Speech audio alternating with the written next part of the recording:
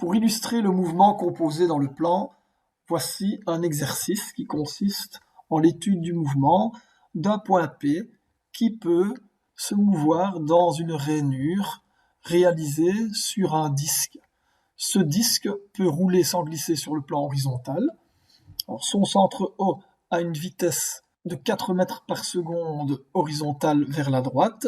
Il a une accélération de 1 mètre par seconde au carré vers la gauche, c'est-à-dire qu'il décélère.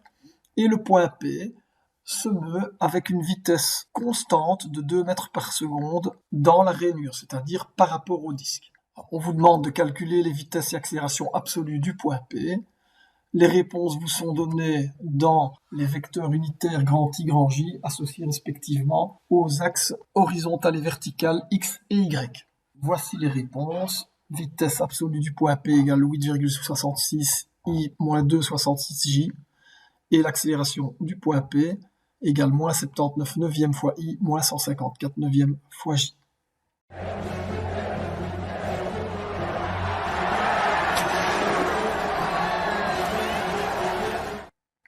Si vous avez quelques difficultés pour résoudre cet exercice, voici une petite aide. Tout d'abord, il faut reprendre l'expression de la vitesse. La formule générale vue précédemment dans une vidéo est la suivante. Vp égale Va plus oméga vectoriellement par Rp par rapport à A plus dérivée partielle de Rp par rapport à A, c'est-à-dire par rapport aux axes mobiles. Donc ici, j'ai dessiné les axes mobiles en rouge qui sont liés au disque et les axes absolus en noir qui ne bougent pas, qui sont censés être absolus. Alors, comme vous pouvez le remarquer, la formule générale est écrite entre les points A et P, ce qui n'est pas toujours le cas dans les exercices. En l'occurrence, le point A de la formule générale est associé au centre des axes mobiles. Or, ici, le centre des axes mobiles est nommé O. Par conséquent, il faut réécrire la formule en remplaçant A par O, ce qui donne l'expression suivante. Une fois que l'on a cette expression, on peut maintenant essayer de dessiner la direction des différents vecteurs qui vont nous servir à calculer l'expression de la vitesse absolue du point P. Donc, tout d'abord, le premier vecteur VO, dans quelle direction est-il? Horizontal, bien sûr. Le deuxième terme, oméga vectoriellement par OP, il est dirigé dans le quatrième cadran, puisque ce vecteur vitesse angulaire est perpendiculaire au plan et rentre dans le plan, puisque le disque se déplace vers la droite. Si l'on fait oméga vectoriellement par le vecteur OP, on obtient donc un vecteur dans le quatrième cadran, ce qui est évident de toute façon sans même faire la règle de la main droite. Avec une rotation dans le sens horlogique, on a forcément un vecteur vitesse d'entraînement dû à la rotation du repère qui est dirigé dans le quatrième cadran. La vitesse relative est la vitesse par rapport au disque. Ici, étant donné que le point P se déplace par rapport au disque dans une rainure horizontale au moment où l'on calcule la vitesse absolue, eh bien, la vitesse relative est donc horizontale et dirigée vers la droite. Il suffit maintenant de remplacer les différents vecteurs par leur valeur et de les projeter sur les axes horizontal et vertical. Avant cela, nous allons avoir besoin de la vitesse angulaire oméga. Étant donné que l'on a le roulement sans glissement, on sait que la vitesse du centre O de la roue est égale à oméga fois R, avec R qui vaut 1,5. Autrement dit, oméga est égal à 8 radians par seconde. Si l'on projette horizontalement, on obtient la vitesse absolue du point P selon l'axe des X est égale à la projection de VO, qui est le vecteur VO lui-même, c'est-à-dire 4 mètres par seconde, plus la projection du vecteur oméga vectoriellement par OP. C'est un vecteur qui est à 45 degrés par rapport à l'horizontale. Son module vaut oméga, c'est-à-dire 8 fois OP, qui vaut racine de 2.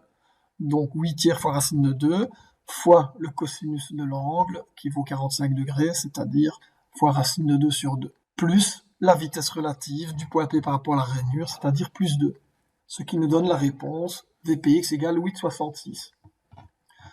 Si l'on effectue la projection selon l'axe des Y, il ne reste que la projection verticale de oméga vectoriellement par OP, c'est-à-dire les moins 2,66 mètres par seconde. Je vous invite maintenant à faire les accélérations. Donc, encore une fois, voici la formule générale. Il faut l'adapter au cas étudié ici, c'est-à-dire remplacer A par le point O. Une fois que ceci est fait, il suffit de dessiner les différents vecteurs. Je vous invite à le faire sur une feuille de papier. Parmi ces termes, y a-t-il des termes nuls? Oui, le terme accélération relative est nul puisque la vitesse relative par rapport à la rainure est constante. Dessinons à présent les différents vecteurs des différents termes qui composent l'accélération absolue du point P. Le premier terme AO est dirigé vers la gauche. Le deuxième terme alpha vectoriellement par OP est-il dirigé dans le premier, deuxième, troisième ou quatrième cadran? Et la réponse est le deuxième cadran, puisque le disque est en train de décélérer. Par conséquent, vu que la vitesse angulaire est horlogique, l'accélération angulaire est donc trigonométrique. Par conséquent, alpha vectoriellement par OP est dirigé dans le deuxième cadran, perpendiculaire à OP. Le vecteur centripède, lui, est toujours dirigé vers le centre. Et enfin, l'accélération de Coriolis, c'est 2 oméga vectoriellement par VR. La vitesse relative est dessinée. Elle est horizontale vers la droite. Le oméga, étant donné que le disque va vers la droite, est bien horlogique, c'est-à-dire qu'il rentre dans le plan. Si on fait le produit vectoriel à l'aide de la règle de la main droite, on obtient un vecteur vertical vers le bas. Étant donné qu'on a le roulement sans glissement, on a que l'accélération du centre de la roue AO est égale à alpha R. Par conséquent, alpha est égal à 1 sur R, où R est égal à 1,5. À partir de là, on effectue les projections horizontales et verticales et on obtient la réponse ci-dessous pour l'accélération du point P. Je vous propose de refaire le même exercice en paramétrique. Alors, je vais pour cela commencer avec vous l'exercice en dessinant les axes absolus, x, y. Ensuite, il faut dessiner absolument le système dans une position quelconque. Donc ici, on va faire avancer le disque de quelques degrés pour le dessiner dans une position quelconque. Il faut déterminer le nombre de degrés de liberté. Combien y a-t-il de degrés de liberté pour ce système? Quel degré de liberté allez-vous choisir? Je vous propose de choisir l'angle de rotation du disque, puisque la dérivée de ce dernier, c'est-à-dire la vitesse angulaire et son accélération angulaire, sont connues, puisqu'il y a roulement sans glissement et que je connais la vitesse du point O et son accélération. Quant au deuxième degré de liberté, c'est bien sûr le déplacement du point P par rapport à la rainure, puisque je connais la vitesse de ce dernier par rapport à la rainure. Il faut donc que je caractérise ce mouvement par une distance U.